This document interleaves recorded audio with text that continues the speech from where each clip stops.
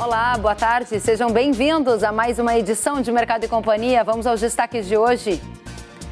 Rússia registra a primeira vacina mundial contra um novo coronavírus. Nesta edição, você vai ver os impactos no mercado financeiro. A arroba do boi sobe e encosta no recorde histórico de R$ 230 em São Paulo. Estudo da FGV mostra sinais de recuperação no desempenho da agroindústria. E mais, a venda antecipada da soja 2021 avança para 44% no Brasil, quase 3 vezes mais do que o habitual para esta época do ano. E em meio à pandemia, auxílio emergencial aumenta a renda e reduz a pobreza no Brasil rural.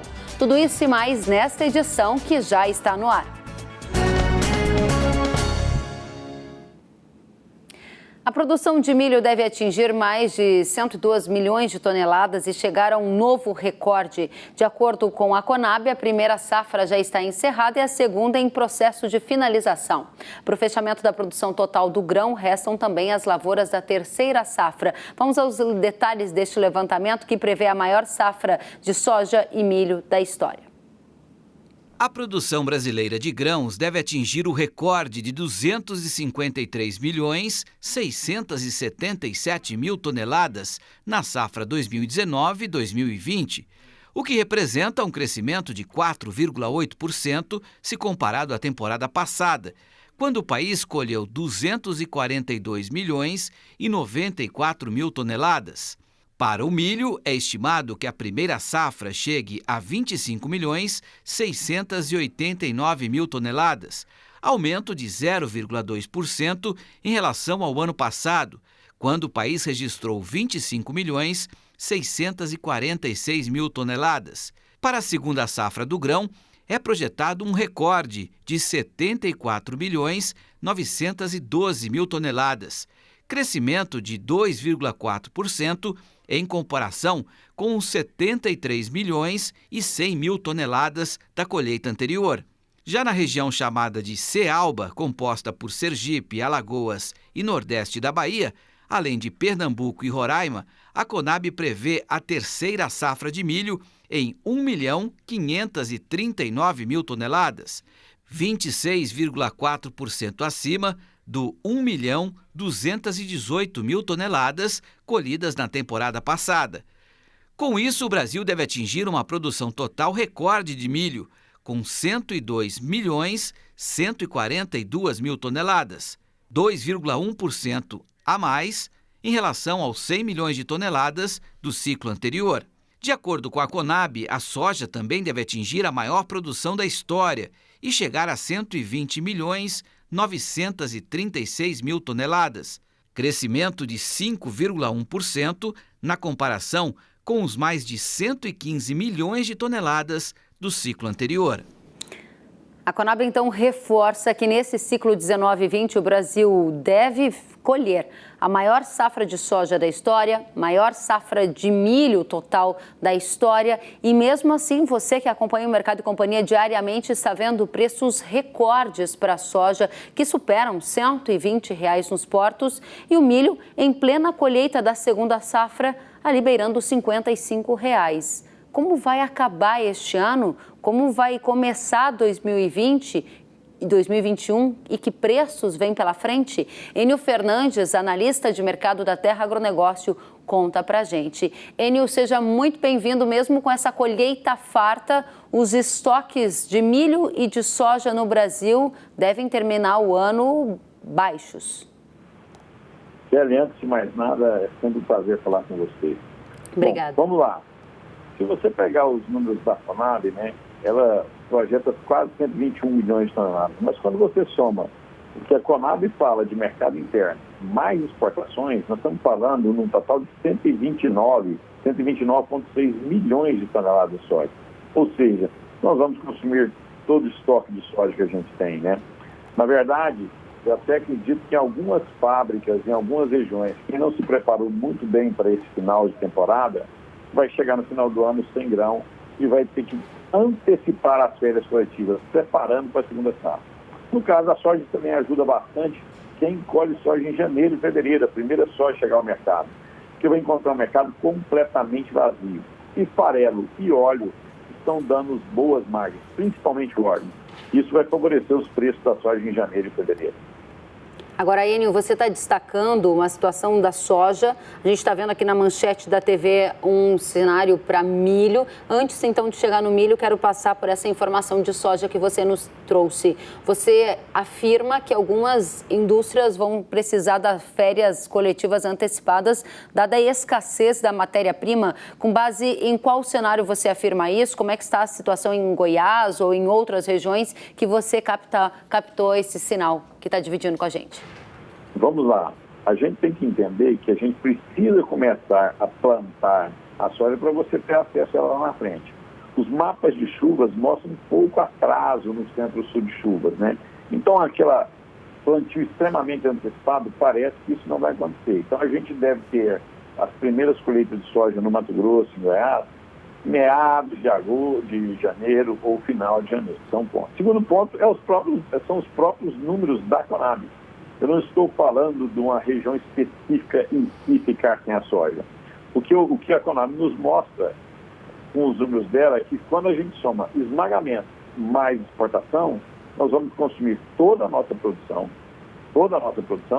Além disso, vamos consumir um pouco de estoque que a gente tinha. E como é que a gente pode ter certeza dessa informação? É só olhar os prêmios. Nós estamos com prêmios em agosto de 170, 180 acima nos portos. Em algumas cidades do interior, esses prêmios estão acima de 190 acima. É um sinal claro da completa escassez de soja. Completa escassez de soja que vai dar início a um 2021 com preços ainda superando a casa dos R$100 na sua avaliação, mesmo com os sinais que vêm do mercado internacional de uma safra indo muito bem lá nos Estados Unidos? Muito bom a sua ponderação. Quando a gente fala em preços em reais, eu tenho que tentar entender o câmbio, para onde vai o dólar. Você, em várias entrevistas que você tem apresentado, você está vendo uma disparidade muito grande de dólar. Tem pessoas, tem casas, profissionais extremamente competentes falando em 4,70. Outros profissionais falando em 5,70. Quer dizer, o delta, a diferença é muito grande. O que eu posso afirmar é o seguinte: em janeiro, os prêmios pagos pela soja brasileira vão ser robustos. Em começo de fevereiro, os prêmios pagos pela soja brasileira vão ser robustos. E isso significa que há, na sua visão, neste momento, um cenário de sustentação para preço de soja, dada a demanda que é aquecida, mesmo com uma safra grande lá nos Estados Unidos, e a depender do câmbio, que foi um dos fatores que você colocou. Vamos virar a página e falar de milho. Tem muita gente colhendo milho ainda, tem milho para ser negociado. Quero saber quanto do milho tem para ser negociado, dada a comercialização antecipada que foi feita, e qual é o cenário para milho, já que você prevê o menor patamar de estoque na virada do ano desde 2016. Bom, se a gente pega de novo os números da Conab, né, nós vamos exportar 34,5 milhões de toneladas. Os primeiros números de exportação saíram e são muito positivos. O mês de agosto, esse mês que nós estamos vivendo, vamos exportar mais de 6 milhões de toneladas. Quando a gente olha o planejamento até o final do ano, e lembro que a exportação de milho termina só em janeiro, a gente deve exportar alguma coisa perto de 33, 34. Nossos números vão em linha com a Conab. O produtor brasileiro já comercializou 70% dessa segunda safra.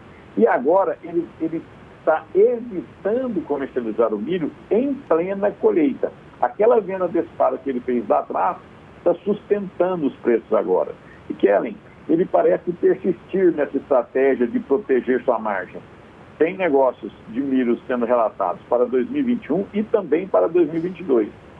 Com essa comercialização antecipada, com a pequena frustração que nós tivemos no Mato Grosso do Sul, Paraná e parte de São Paulo, e principalmente com a decisão do produtor de não ir às vendas, ele está conseguindo manter os preços do milho em alta, em plena colheita. O cuidado é que você não pode adotar sempre a mesma estratégia todo mundo, porque quando todo mundo chegar no mercado ao mesmo momento, a gente pode ter momentaneamente surpresas. Por isso é importante acompanhar diariamente o mercado. Agora, você disse para a soja, a gente então fecha o capítulo milho, em que o Enio deixa muito claro que 70% da safra que está sendo colhida já foi vendida. Esses 30% que ainda tem para ser vendido estão aí sendo retidos por boa parte dos produtores na expectativa de aproveitar o cenário de firmeza nos preços e garantir melhores margens. Dito isto, quero amarrar a nossa entrevista conectando 2 pontos que você trouxe. Um deles em que você disse que a indústria de soja, que precisa da matéria-prima,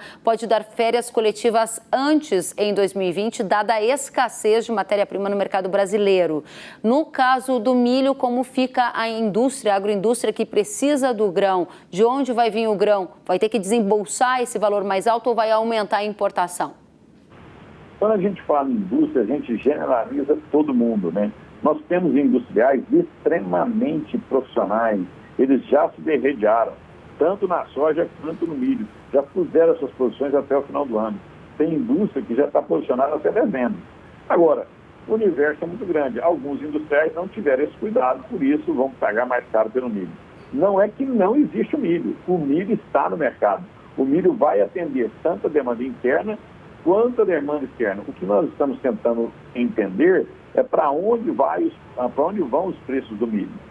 O empresário que se planejou, como o produtor fez, vendeu antes e ele comprou antes, esse está tranquilo. Conforme o mercado vai desenvolvendo, ele vai comprar esse milho e vai ter um preço médio bom.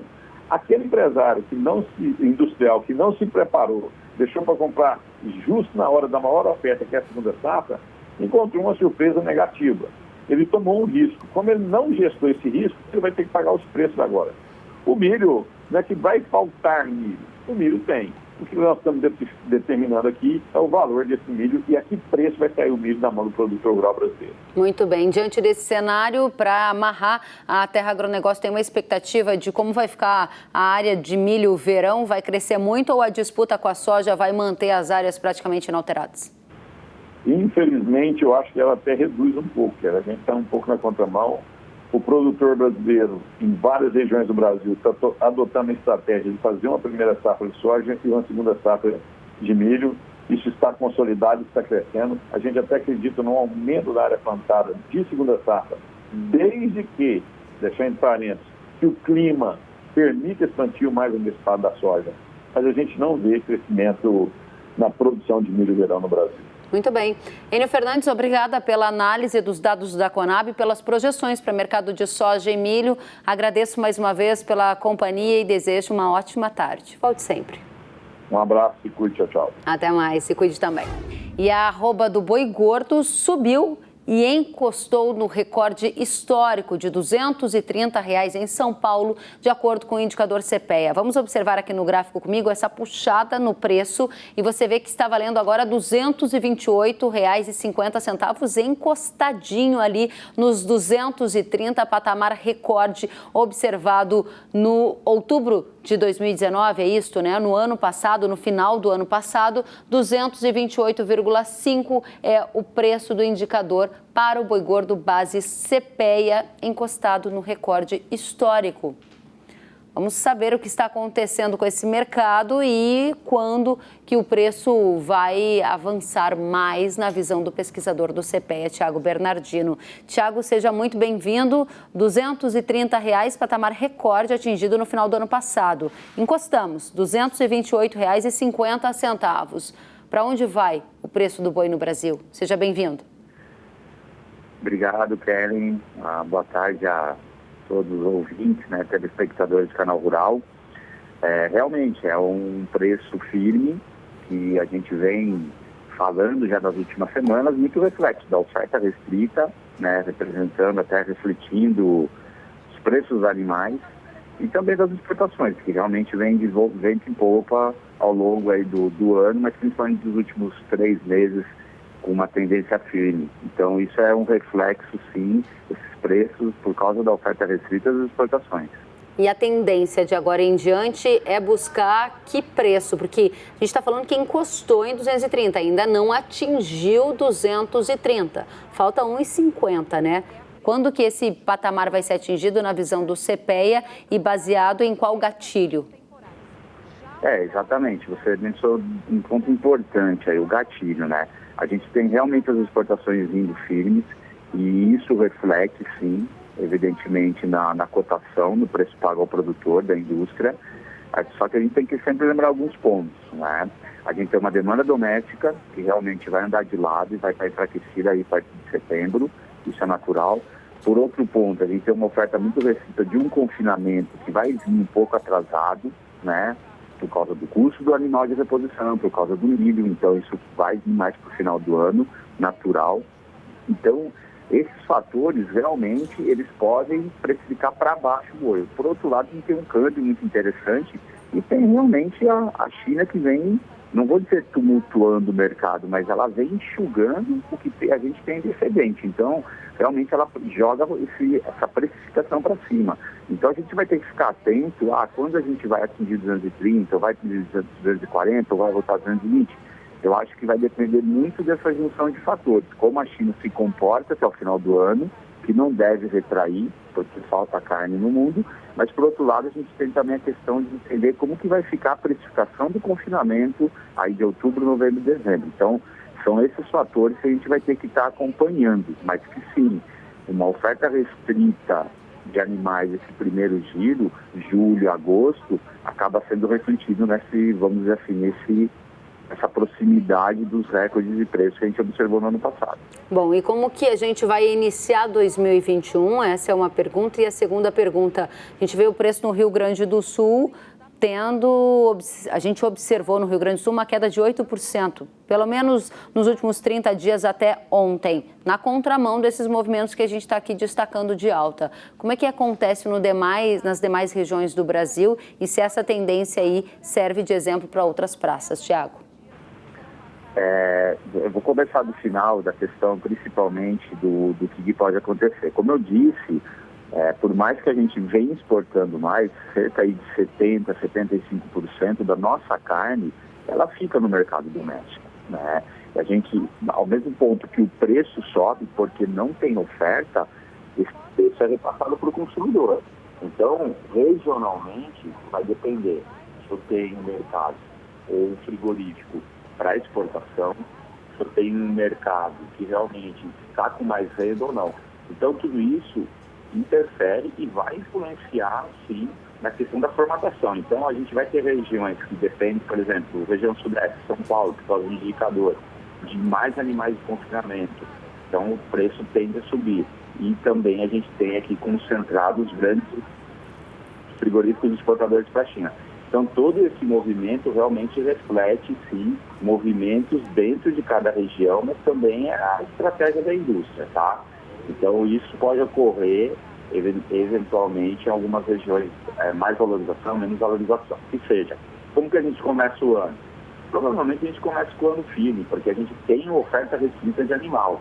Apesar da chuva chegar em outubro, novembro, vamos dizer, a primavera, o verão, o pasto vai aparecer. A gente deve começar assim firmes, até os preços futuros do boi gordo mostram sim uma tendência de firmeza nos preços do boi. Então, pelo que a gente olha de contratos negociados, a gente começa o ano de 2021 com preços e cotações firmes nesse mercado. Tá certo. Thiago Bernardino, muito obrigada pela presença. Uma boa tarde para você e volte sempre. Eu que agradeço mais uma vez o espaço. Desejo uma boa tarde para todos. Um abraço. A você também. Uma boa tarde. Sentiu falta de algum conteúdo? Acesse canalrural.com.br.